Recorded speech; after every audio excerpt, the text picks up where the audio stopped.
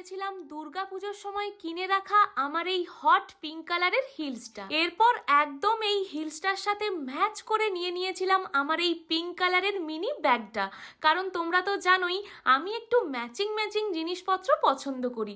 যাকে এরপর আমরা সোজা বেরিয়ে পড়েছিলাম ঘুরু করতে। পূজা দেখো কাণ্ডখানা দেখো, ঘুরতে এসে কি করছিলি? জুতোর লেস ভাবছি।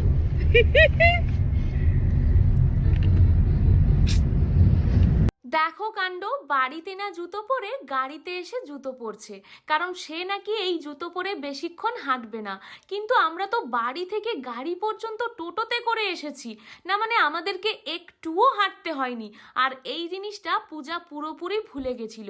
বাই দ্য ওয়ে, আমরা কিন্তু এই দিন পুরো একই জুতো পরেছিলাম, মানে সেম টু সেম জুতো একসাথে পরেছিলাম, শুধু কালারটা আলাদা। যাকে এরপর আমরা পৌঁছে গেছিলাম আর কে রিসর্টে।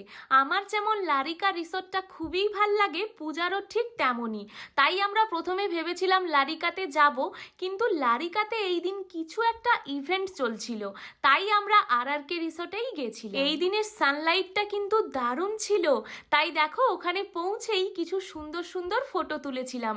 আর আমার এই দিনের ফটোগুলো দারুণ এসেছিল, তাই দেখো কয়েকটা ফটো তোমাদের সাথে শেয়ারও করলাম। তোমরা যারা আমায় জিজ্ঞেস করো দিদি তুমি এত ঘোরাফেরার এনার্জি কোথা থেকে পাও, তাদের উদ্দেশ্যে বলতে চাই, যদিও বা আমি এটা আগেও বলেছি, আমি আমার জীবনের পুরো সময়টা নিজের ওপরে ব্যয় করতে চাই, কারণ অন্যের পেছনে কুটকাচালি করে সময় নষ্ট করতে আমি চাই না।